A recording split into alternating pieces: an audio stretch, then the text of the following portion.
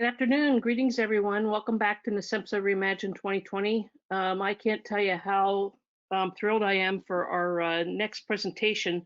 FirstNet, built with AT&T, has been a great supporter of NASEMSO for a number of years, and they're doing great things in the field with regards to broadband expansion and getting the first responders network up and running. And today we're joined by Ryan Fields-Spack from AT&T, who's going to do a presentation for us on the system. So without further ado, Ryan, I'm going to turn it over to you and Hannah. Thank you. Thank you. Appreciate it, Kathy. Can everybody hear me okay? I can see it's working. Perfect. Well, thank you for the time today. We'll get our PowerPoint slide pulled up here and get ready to begin. Wanted to just quickly introduce myself. It's a true honor to be here today with all of you. My name is Ryan Fields-Spack, as Kathy had mentioned, and I hail from the EMS world. Started way back in 2001 as a volunteer firefighter in high school with the Genesee, Colorado Volunteer Fire Department. It was such a great honor to join that program and to go through the fire training and to get through and get my Firefighter 1 certification. And then as soon as I was able to get ready to go on my first call, we had those big pagers on our hips. And as soon as that came in, I raced over to the firehouse. I got all my gear. I was getting ready to get on, and everybody kept pushing me off. No, you can't get on this one. You can't get on this one. And everybody just drove off without me in the dust. And I'm watching the engine go, and I'm thinking, what's going on? So I asked when they came back, I said, why couldn't I join that call? And they said, well, you don't have EMS training. I said, EMS training? We're firefighters. Why do we need EMS training for this? And they said, well, that's all we do. We don't fight fires necessarily. We go on medical calls. I said, well, geez, if I want to go on calls, I guess I better go ahead and get myself some EMS medical training. So started off with first responder, moved from there into EMT basic, and then had the opportunity to get my paramedic certification. Had the true honor of joining the Aurora, Colorado Fire Department from 2008 until about 2007, late 2007. Served as a line level paramedic, lieutenant, captain, and then the emergency management coordinator for the agency as well. So had such a blast doing that. We had the Aurora Theater shooting during that time in 2013. Was able to respond to the bombing scene for that incident in particular, and really had a lot of activity and engagement as we moved through. So it's a true honor to be here now in the capacity of AT&T via FirstNet. We'll talk a lot more about that, but truly wanted to thank you all for the time today as we move forward. You know, before we jump into this deck, I really want to highlight what I'm sure all of you have been talking about, and that is that EMS truly is the future of public safety, public health. We are the bedrock, the front lines as things are beginning to move forward, and things as they continue to change and morph. We are the real forefront of all that. And as I said, you know, don't ask a firefighter what they do all day, right? But they'll tell you, oh, we fight fires all the time. Well, in reality, they don't. We fire and EMS, we do medical calls 85, 90% of the time, because the fire scene has gotten so much better about reducing the prevalence of fires inside of homes, which obviously is a fantastic thing. But that allows us in the EMS industry to really pivot with the times, with COVID, with the technology that's coming about, to allow us to take the opportunities that are facing us and really move our industry forward. And this is a really great time to be in this industry in particular. We're really on a cusp of a revolution, right? We have now a lot of drivers, a lot of things that are coming through. If you've worked on or been a part of the Center for Medicare and Medicaid Services emergency triage, treatment, and transport process, where we're beginning the process of not taking people to an ED, whether we're doing telehealth or we're taking them somewhere else and still getting the reimbursement to keep our industry in EMS functioning and moving forward well. Telehealth is going to be absolutely huge in terms of how people get their care and how they engage with you all in the EMS services field. So having the connectivity, having that really big pipe of cellular data available to you so you can facilitate the treatment via telehealth that you are providing is going to be a huge aspect. We'll talk briefly about that. How about running something like a cardiac arrest or a core inside your ambulance? It used to be that we had the capabilities with a monitor and we used to work our process, but now we're bringing so many different resources in, whether it's a monitor that's connected directly to the hospital, whether it's direct feedback from all the different technologies that we have available to us. All of that is really bringing our capabilities as practitioners to a high level, and we're going to be able to save lives in the back of an ambulance just based on having the resources available to us. Again, all that needs those capabilities and that pipe of communications and data. And then those of you that are in the rural communities, having the ability to train up even an EMT basic or a first responder to be able to facilitate higher levels of care because they have a doc looking over their shoulder in real time is going to be a fantastic opportunity to really broaden our scope of capabilities when it comes to managing emergencies throughout the entire country. And then of course we have things like COVID and everything else that we're doing, which we'll talk a bit briefly about. So we'll go ahead and get moving. I'm going to have one of my peers on the other end here drive the slides. So if you don't mind, we can go ahead and advance to the next one. So this is just kind of our primary statement talking about FirstNet in particular and what FirstNet does. Those of you that have not heard of or do not know what FirstNet is, the brief backstory is after 9/11, public safety agencies couldn't communicate. The radio systems were down. The cellular network, as young as it was back then, was not capable of handling the influx of need, and they had no way to communicate. Fast forward to 2012, the FirstNet Authority was born via legislation in the federal government that came as a result of police, fire, EMS agencies all saying we need our own dedicated public safety cellular network so we're not competing with the civilians during a large scale event. You talk about the Aurora Theater shooting. When I was there back in 2013, you have 1,400 people streaming out of a theater. All of them, especially if it were to happen sometime today, are trying to immediately stream what's happening to their preferred social media platform. They're calling all of their loved ones, and the maybe 1 or 2 cell sites that support that area on a daily basis immediately would get overwhelmed, right? So that would all bring things down completely. They wouldn't have the capabilities to be able to communicate. More importantly, public safety didn't have the ability to communicate. So now with FirstNet, this is a dedicated public safety network. It's built on its own dedicated core, i.e. all the traffic that you have goes encrypted through the core network, not through the AT&T civilian core. And it's got dedicated band 14 wireless spectrum. So any of your phones that are newer today have the capability to access that band 14 radio on the tower, which gives you that fast lane to be able to move forward, grab that data, and surpass and bypass the civilians that are bogging down the other parts of the network.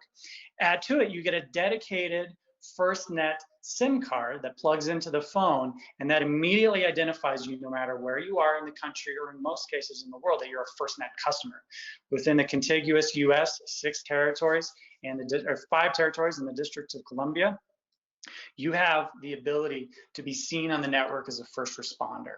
And that will allow you to surpass and have higher speeds and better quality of service for your applications and your needs in the EMS field that any civilians may or may not be able to have. So FirstNet is a real critical improvement. It's built for you, it's built by you. AT&T is building this out on your behalf. So you can really think of it as the 4th carrier. T-Mobile, you have Verizon, AT&T, and then the 4th dedicated carrier is FirstNet, and it's building out pretty significantly. So very exciting. Go ahead to the next slide. As I said briefly, the primary users for FirstNet are what we call primary users, right? So anybody that is a sworn police officer, a firefighter, whether volunteer or professional, or an EMS, whether you're on a fire department or you're on a private ambulance, you are automatically eligible for FirstNet. You can go to any AT&T store and secure the service, or you can talk with any of your solutions consultants and they can assist with that too. It also works for any of our PSAP agents, right? So those that are doing dispatching have the capability to also be on FirstNet. And we've also added in emergency management at the behest of all of you in public safety, so we can close the loop of support between emergency management and line level personnel that are out on a daily basis managing emergencies. But the emergency doesn't just stop there, right? We have the need when an incident gets a little bit larger, or even something as small as somebody knocks over an electrical pole in a vehicle crash, you call for the power company to come and get that turned off and get it fixed.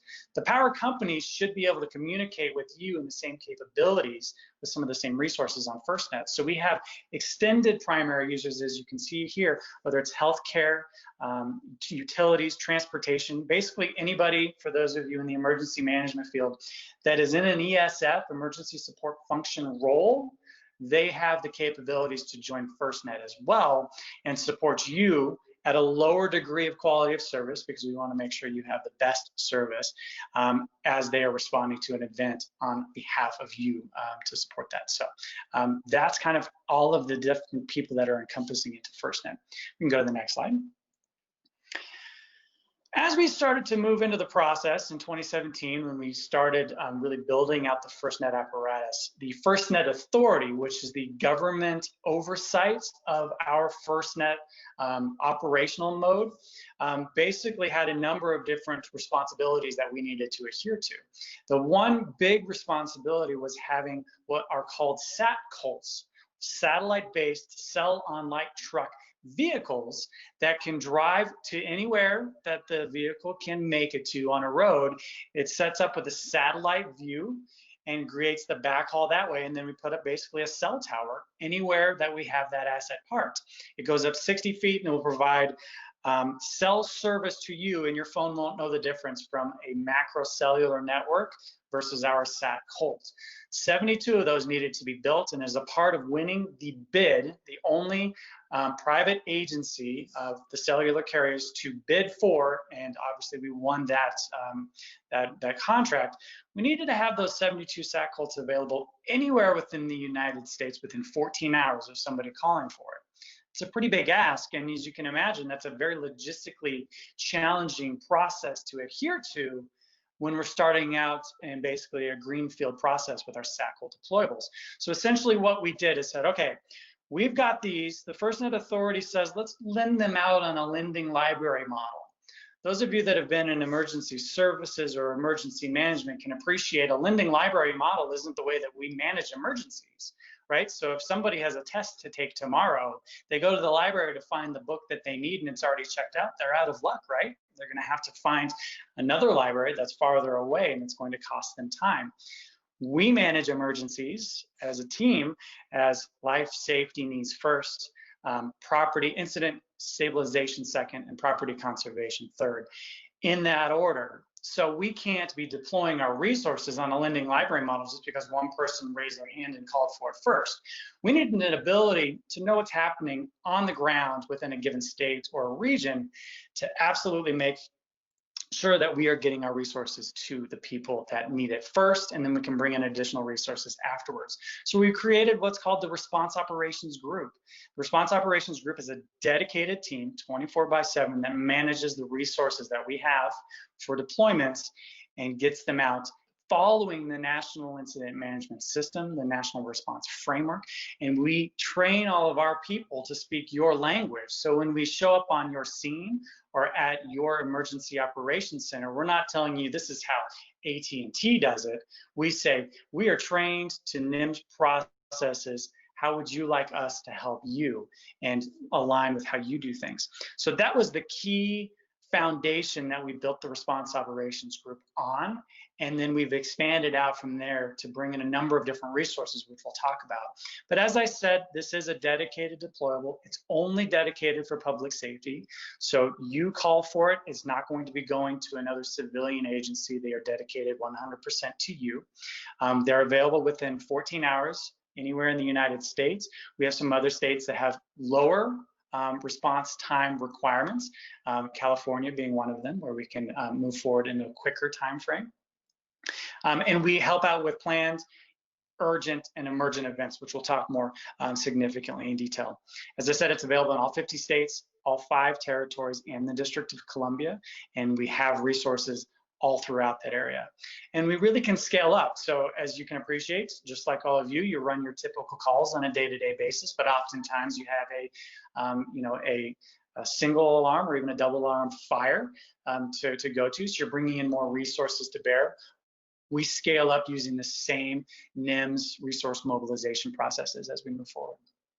As I said, we're available 24/7, 365. Our team, when we get a call to the customer care number that you can see right there, 800-574-7000, gets notified as soon as you hang up the phone with that care technician who is US based, and then we will work to reach back out to you and facilitate getting a resource to help you out. And it may not be a SAC call. We'll talk a little bit more about that.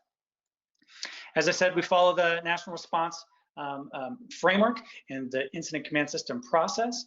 And we really tried to integrate with the states as much as possible. So we are trying to integrate with the ESF2, the Communications Emergency Support Function with each state emergency operations center, to allow us to, again, have that blue sky handshake relationships so we can be able to facilitate a much more cohesive response going forward. Perfect example, Hurricane Laura and all of the different activities that we've had this year have really improved upon our relationships and our ability to get resources out the door with a deconflicted approach, i.e. we're not sending multiple resources to the same location. So we can go ahead on to the next slide, please. So the FirstNet Response Operations Group, as I said, we are a team and we're expanding. So we started out with basically no subscribers as we first started out in the process. We're up at 1.5 million as we speak today and growing. So as you can appreciate, as we get more public safety agencies that are utilizing their network, we're able to scale up and add more staff to assist with the process of getting them the resources that they need. So we're set up just like any other operational system within public safety. So we have the Response Operations Group Commander. Think of him in this case, Fred Scalera, is the chief of our department. So he manages all of the strategic components and faces a lot internally with AT&T proper, so we can be able to requisition the resources that we need. We have command staff, which would include myself, Kelly Adley, and a few other individuals that are on our team. So we help to facilitate some more of the strategic response and process going forward. And then we have section chiefs. We'll see when we move on to the next slide, our section chiefs are broken up by region, and they're dedicated to that region to facilitate any and all needs that are happening in that area in particular. And we'll talk a lot more about what they do. But hands down, 100% the most important people we have on our team are the volunteers, right? Kind of like a hybrid model.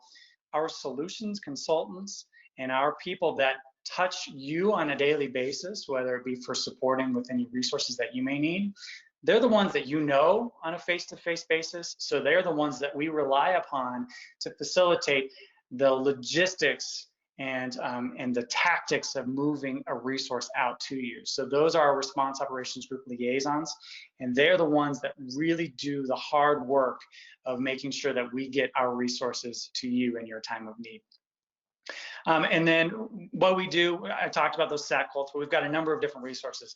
We can bring generators out. Let's say there's a large power outage and we need to bring a generator out to bring one of our cell sites up.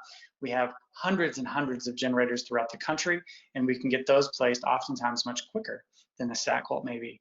We can optimize our network. Our networks are so software defined now that they have the capability to tilt the radio, to increase power. So we may be able to just have our radio access network team increase the capabilities on the network to reach you if you're in an area that may be in limited coverage if necessary. We can provide in-building solutions. We have a couple of different things that we'll briefly talk about as well as, of course, our deployable assets. So we'll go ahead to the next slide.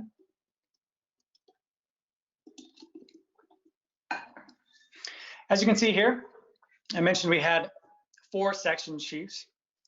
The West section is basically divided up kind of right along that Colorado eastern border and west from there. Michelle Van Deren is our section chief. She has a background in dispatch, in public safety. She ran a dispatch for many, many years, and she knows that challenges that dispatch faces and that public safety faces. So she manages every planned, urgent, and emergent events throughout her region in that area. We have Alan Webb in the central section, basically everything west of the Mississippi from there. And then Robert Komorowski also has the eastern part. As I said, all of our members have public safety backgrounds. Alan Webb, police background. Robert Komorowski was a major in the New Jersey Highway Patrol. And then we have Chris Stratman, who was a colonel with the Kansas National Guard. And he basically runs our tribal, our admin section, and he does a lot of federal work as well. So you can see as we're starting to grow, we're starting to really bring about some additional, much smarter people than I am to facilitate working through and helping out our public safety agencies that need us. Move forward to the next slide. You can really see that we've developed a common operating picture, right? So the common operating picture that we have is those state agencies there on the left side of the screen, those public safety agencies, everything that's going on, boots on the ground for your emergencies. You coordinate with our liaisons via our response operations group. Our command staff requisitions additional resources. In addition to the 72 SAC goals we also have hundreds of additional deployables that we can bring to bear on behalf of public safety at any point in time that we want. And then of course we all have the oversight, the critical oversight of the FirstNet Authority, who holds our processes to account on behalf of public safety, and they really help to solidify that public-private partnership. I'm going to the next slide. This is your customer care number. I mentioned it once. If you are a FirstNet customer, whether you are a subscriber paid, i.e. you went to a store and got it for yourself and for your family, or if you just are part of a large agency, you can call this number, staff 24/7, request the deployable. It will take you to the desk that's dedicated to our deployable team. They'll take the information that you have, and then they will notify us, and we'll send out that resource to you. Go to the next slide. All right, so what type of emergencies or incidents can we assist you with? So the obvious one is something like an emergency, right? As you can appreciate, those of you that are on the West Coast, we have a massive wildfire response basically from California all the way up to the border. And we've had a multitude of responses and assistance there. Those agencies call for that deployable, and we are able to support them within this 14-hour time frame to get them a resource set up, supporting a command post, supporting a forward operating or a strike camp to be able to ensure that they are getting the communications they need and the data they need to do their job. So a lot of these things are in very rural areas where there are no carriers and oftentimes not even LMR coverage. So we have the capability to bring that asset out there and really be a lifesaver for them. So that's under 14 hours. If you need something, you can call for it. Anything between 30 days out and 14 hours are what we call urgent events. Those urgent events in particular are really the ones where you have, say, a SWAT team that's planning for an activity and you need EMS support for that, but it's 7 days out. You can call for that. Hey, we need an urgent deployable. It doesn't need to be there in 14 hours. Can you get it there by Thursday? And we'll help to facilitate that for you. So those are very critical. And then one of the ones prior to COVID, of course, that we were extremely busy with were planned events. Planned events, if you have a county fair, if you have a large scale, we had a World's End Ultra Marathon, right, out in Pennsylvania, and we were able to support the runners and the public safety agencies out there, helping to facilitate getting them communications when they're in an area where there typically would not be, again, by any carrier. So those pre-planned events, if you can give us 30 days notice, that allows us to maneuver our resources around to ensure that we meet our 14-hour requirement for our deployables on the emergent side of the house.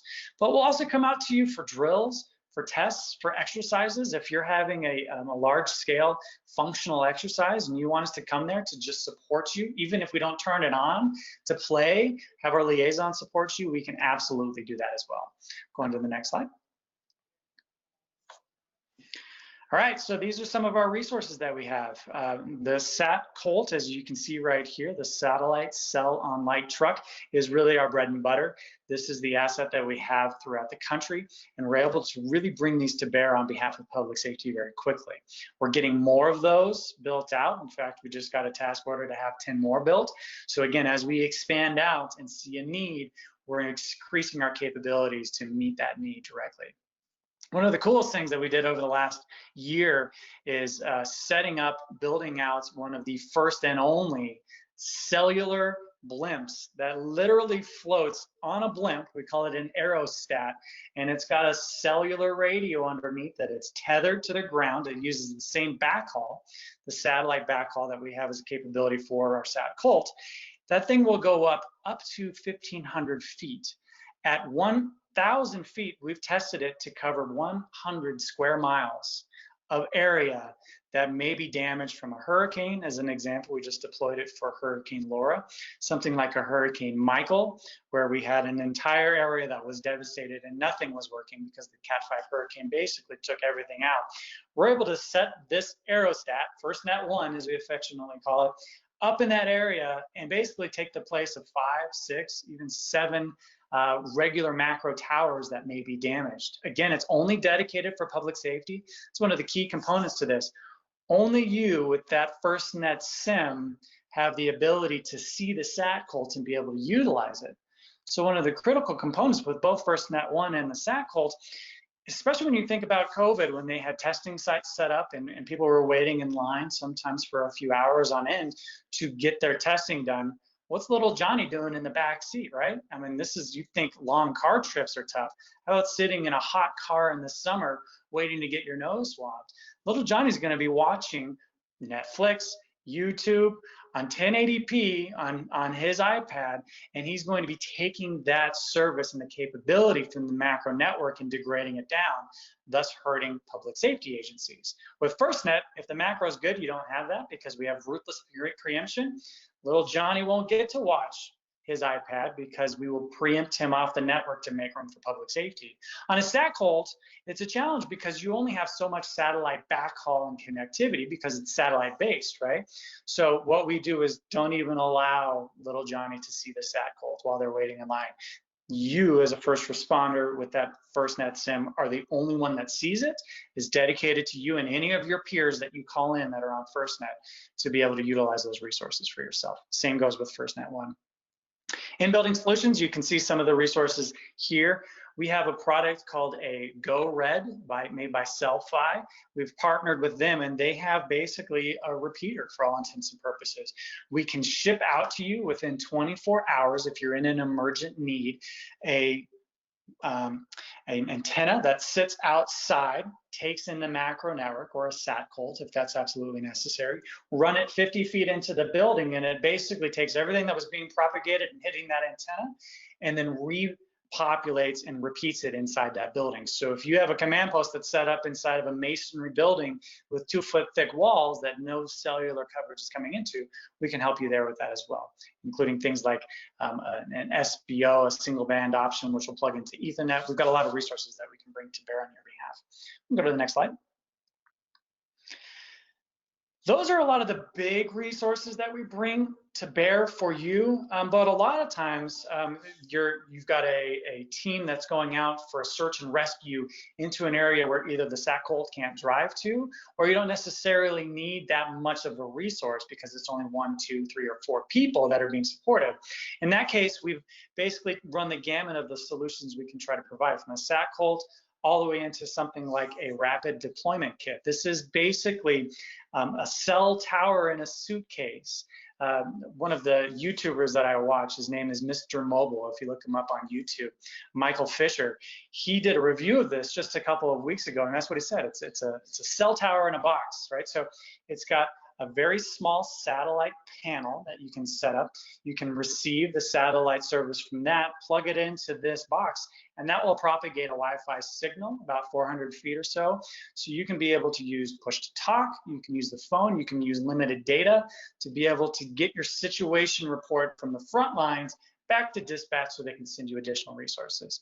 And then the compact rapid deployable, as you can see here, that CRD is just yet another resource that we're bringing to bear that doesn't have the same size as a sat Colt, but it can plug into the back of a hitch of any SUV, and you can take it with you anywhere that SUV can go. You can set it up without even unhooking it, and that will provide you with a forward operating base communications that have fantastic services, and it's just like any other sat Colt from a cellular perspective. And we are going to have time after this to answer any questions, so by all means, jot those down, and we can go through those as we move forward. We'll go to the next slide, please. All right, so other things that we can provide for you and that we escalate. So anytime you make a call, no matter what your challenge or your problem is that you may be facing, sat Colt may not be always the option. As I said, we could adjust the RAN network.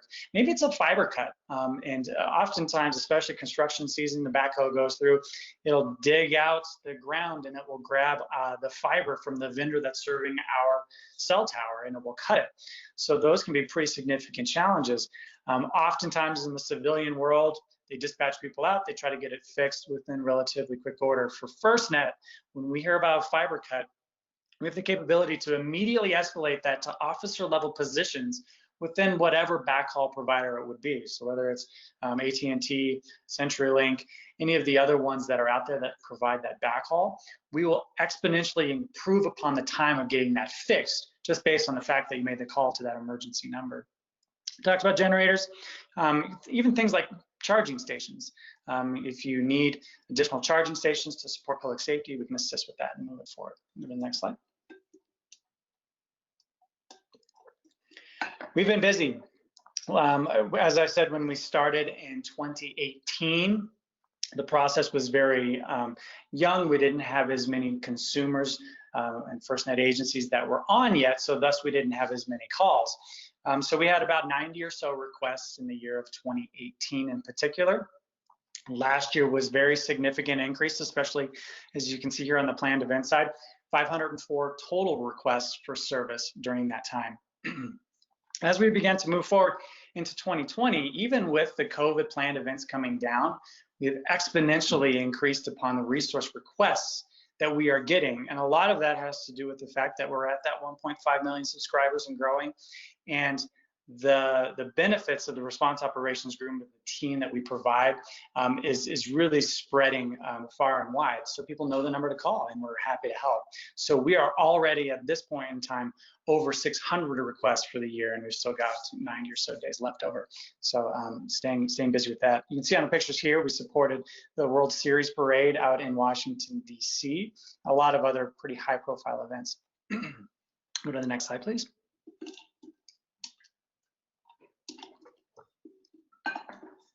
All right, COVID. I'm sure this is a hot topic of conversation for everybody today. Myself and Fred Scalera were supporting the Super Bowl out in Miami on January 28th and throughout that time, and we got our first request from a public safety agency to support from a COVID perspective. They were repatriating Americans back from China, and they had to be sequestered and placed in quarantine for 2 weeks. So we were able to facilitate getting more communications for the public safety agencies that were there. From that point on, just like all of you, we have exponentially increased upon our need and our capabilities when it comes to COVID in particular.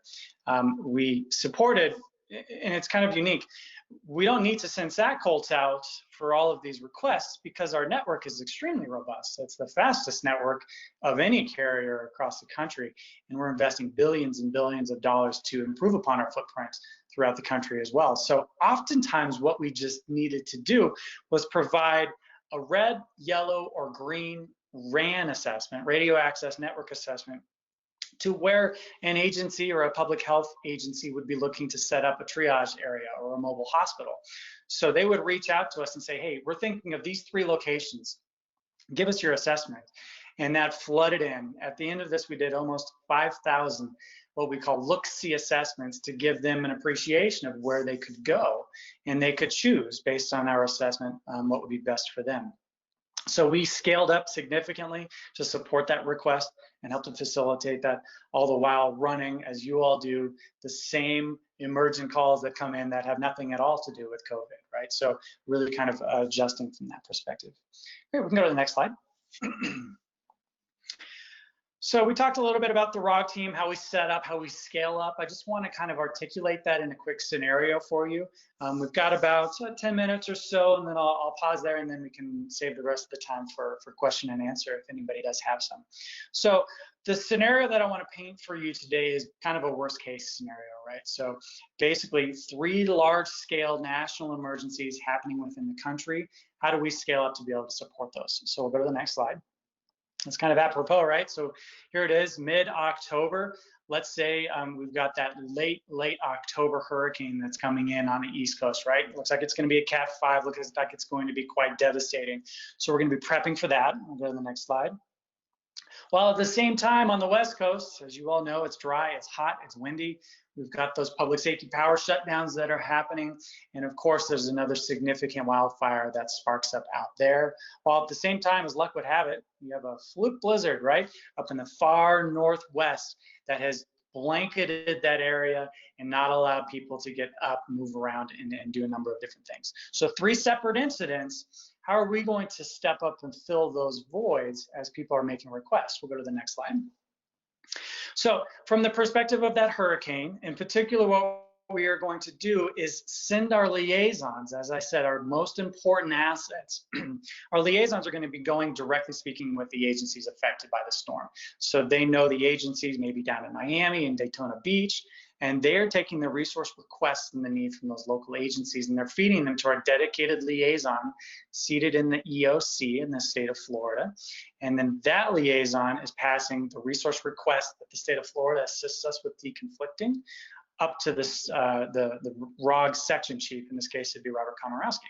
Same in Georgia, same in South and North Carolina, right? So all the different resource requests get funneled into the states. We partner with the states to be able to deconflict those requests and push them over to Robert Komorowski. We then have an appreciation of what the need is, and then we can deploy our resources as necessary to support those, while at the same time talking about bringing in additional resources in, which we'll talk about in a moment. Go to the next slide. Same in California with those wildfires. So we have the capability to send our liaisons out to the wildfires, see what they need in terms of support, while at the same time in Sacramento, we've got our liaisons supporting the Emergency Operations Center and the CUEA, and they are facilitating all the different resource requests for the state of California. That goes to Michelle Van Daren, and she's also taking the informational request from the Northwest for the blizzard that happened there as well, right? So she takes in her request, she requisitions the resources, and we'll go to that final next slide. Both Michelle and Robert are talking directly with myself and with Fred Scalera from the command perspective, saying, okay, we have this many potential resource requests coming in, we need to backfill, we need to start moving resources throughout the country to facilitate bringing those resources to bear. Fred will then be talking to our leadership within AT&T proper, and we will get those resources moved out and where they need. So scales up, pretty similar to other public safety agencies would do. All right, we'll go to the next slide. Just a couple left, and we'll just talk about some of these highlights here. Doing okay on time. So these are some of the requests that we had in 2018. Just a bit of a highlight, as you can see. So Hurricane Florence, we had a lot of flooding in the Carolinas with Hurricane Florence. So we did a lot of activities supporting those agencies there. Hurricane Michael, if you remember, between the Mexico beach area of the panhandle of Florida was just absolute ground zero. So we supported Tyndall Air Force Base out there. We actually brought 2 SAT Colts out. Picture's really small on your screen, but you can see our macro tower in the background. And if you saw it up close, you'll see that all of our radio antennas are bent sideways from the significance of the wind. It was a pretty amazing storm. So the fun thing about how we've facilitated these relationships is as we are getting ready and public safety is getting ready to go back into a Hurricane Michael area, you've got the cut and toss teams that are sawing all the trees and opening the roads, and then public safety, USAR teams are all going in right after them to facilitate the life safety needs. Oftentimes, the civilian wireless carriers are in what's called tier 2, 3, or 4 reentry, where they're not coming in until basically all of the public safety agencies have done so. The beauty of FirstNet being the public safety network as your partner, and it really is your network, we're right there with you, behind you as tier 1 reentry. So as soon as you get through that cut and toss area and you start doing a search of an area or medical treatment at a mobile hospital, we'll park right behind you and we'll set up our SAT-cult and give you all the communications that you could utilize based off of that asset. So it's a real fantastic model, and it proves the partnership that was designed and envisioned by public safety when they asked for FirstNet to be developed and built.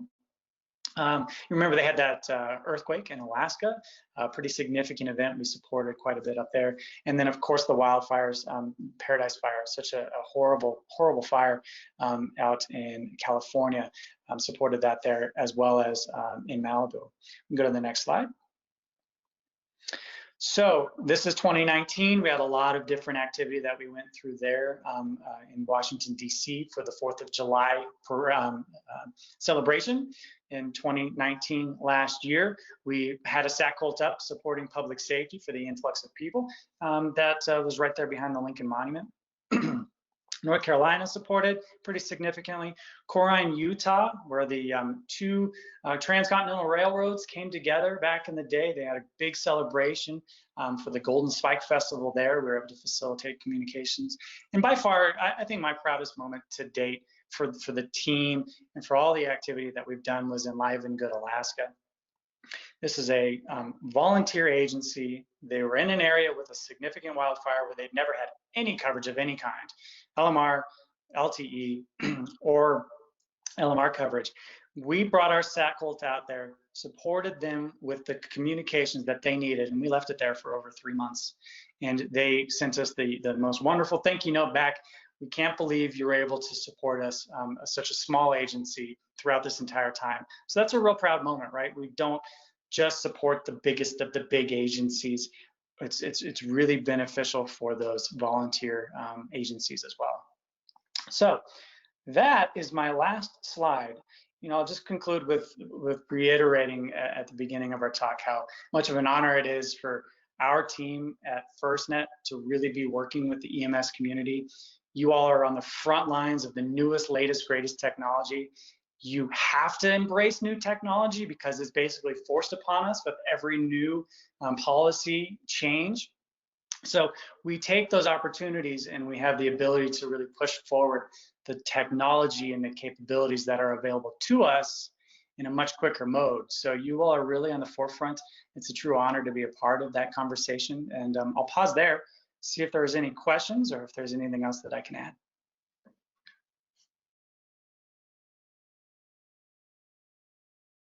You're muted. Thank you. Thank you very much for an awesome presentation, Ryan. We really appreciate that today. I hear a lot of confusion about broadband in the EMS community. Can you explain how the ROG is any different from what commercial carriers offer in terms of network support? In terms of network support from kind of an emergency perspective? Yes. Yeah, you know, I think it really does start with the macro network that we have. So that is, as I had said briefly beforehand, that's the fundamental difference. Is a commercial carrier allows everybody on, and they can degrade that network, especially with a large amount of people in an area. So having that black FirstNet SIM is really the key to the kingdom, and then having the capabilities to call for the resources behind it when you're in an area that may not have as great of coverage or in an area that may have had damage from a storm. So that's really going to be the difference. I'm not sure if I'm answering your question perfectly, but having the resources behind it that's federally regulated by the FirstNet Authority on behalf of public safety is really that significant difference, I think, between a civilian and the FirstNet wireless carrier. Thanks very much. Yeah. I haven't seen any other questions. Let's unmute the lines again. Are you able to do that, Hannah? Open the lines and anyone who wants to ask a question directly is able to do that?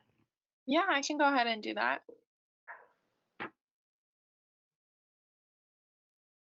So if anyone, so everyone should have the control now to unmute themselves if they want to ask a question, or they can send it in the question box or the chat box. Hi, Ryan. I've got a question related to, my name's Donnie, by the way. I have a question related to eSIM versus the traditional black SIM on FirstNet. Is there a difference in network resources if you are using a FirstNet eSIM versus a FirstNet black SIM? Oh, not able to hear. You're muted. Hi. Yeah, Ryan, I think you got muted. Hold on. There it is. Okay. Got it. Sorry about that. Yeah, that's a great question. I'll do my best to answer to the best of my technological abilities. But the eSIM, Donnie, as you can appreciate, is really the future of communications moving forward. I mean, my watch has an eSIM. This is dedicated on the FirstNet network, on the core. So those eSIMs got into the core and have the same resources, priority, and preemption. I'm not sure specifically of all the nuances of it, but the eSIM, as you can appreciate, is here and it's not going anywhere. And we are absolutely 100% bringing that in and embracing it and putting it into the other devices that come about.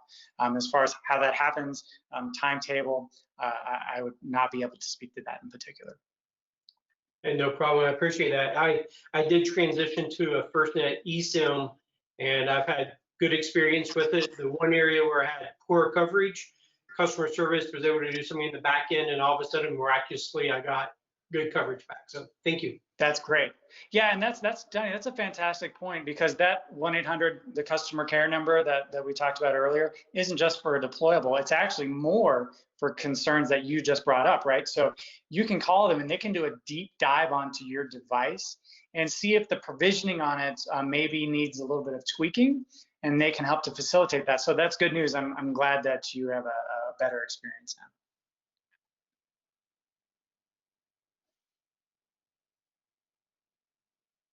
Ryan, this is Dia. I'll read a question that's been provided in the chat box. It states, FirstNet is exciting, but we have areas that don't routinely have good AT&T coverage now in our state. Outside of disasters with portable units, we look forward to routine broadband coverage for telemetry from ambulances, telehealth, etc. What is the timeline to have most of the country capable of FirstNet broadband to facilitate these features? Yeah, it's a fantastic question. We get that question quite often.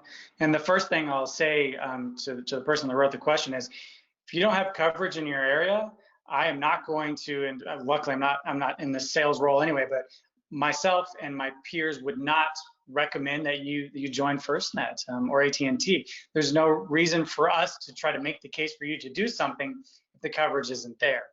That being said, we are investing incredibly heavily on building out our network. We signed this public-private partnership for over $40 billion over the next 25 years. We're only in about that third year, and we're way ahead of the game as it comes to where our build out is, both placing band 14, which is that really high quality spectrum, as well as new site builds. We're doing new site builds all over the country and investing heavily in that. So my answer to you would be, wherever you are, you can stop by an AT&T store if you're looking from a subscriber paid perspective, or reach out to the solutions consultant in your area. I can give my email address. You can reach out to me directly and I'll introduce you to the person in your area and they'll be able to provide you more information. I'm not sure if my information is in the PowerPoint, but my email is Robert Frank, RF697C as in Charlie. Robert Frank 697C at att.com. Feel free to send me an email and I'll put you in touch with the right person to learn more.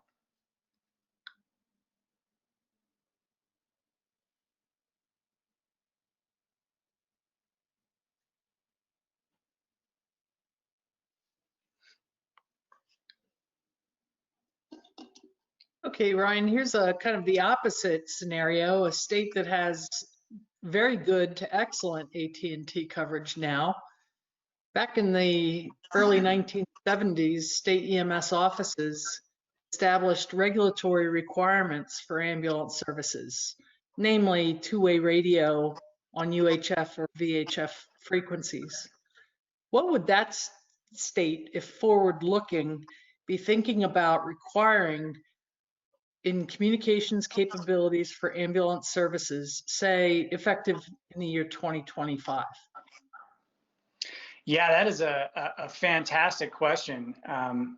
And, you know, again, I'd be happy to put you in touch with Steve Devine on our team, who is a fantastic resource for that.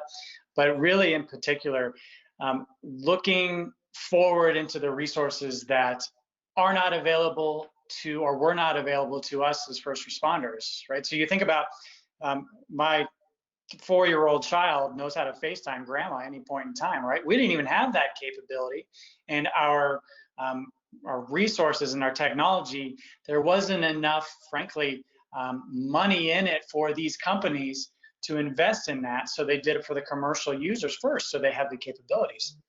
So things like 5G, as that's starting to roll out, things like different capabilities with push to talk and high bandwidth, and even Wi-Fi bubbles that are placed in ambulances so all devices can connect to one area. Some of those things are really going to shape the future, especially as we bring more telehealth into the fold. From a policy standpoint, you know, it's definitely something that we can explore, and I'd be happy to push you on to some of my peers that work directly in that space, and at bare minimum take your ideas, because we worked very closely with agencies such as this to help make those technology improvements.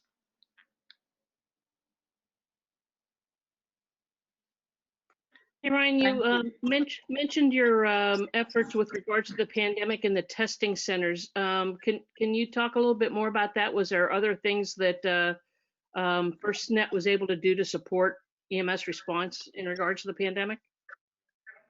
Yeah, Kathy, we, as all of you, we were extremely busy. We talked about those look-see responses that we did. We deployed a SATCOLT or a deployment of some type, whether it's a CRD or even some of our GO-RED devices, 65 times throughout the country. We deployed something in Guam to support the USS, I believe it was the Roosevelt, that was parked there.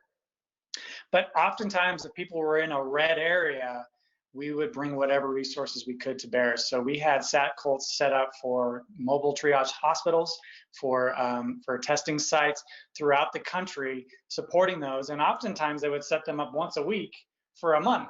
So we'd set up and we'd bring it back, and then we'd support them for the rest of those. So we were really busy with that. One of the highlights, I think, was when first in a very long time, if ever, when both the USS Comfort and the other Navy ship Mercy were placed on either coast, right? So those are massive steel ships, usually go somewhere else throughout the world, so they don't have repeaters and distributed antenna systems within them. So we were able to facilitate getting support and cellular coverage via in-building solutions we talked about inside each of those ships to make sure that the practitioners were able to do their job and have the communications out. So just those things where we never would have foreseen it, like any of us in this year, we were able to come up with a solution. Thanks, that's very helpful. Other questions, folks?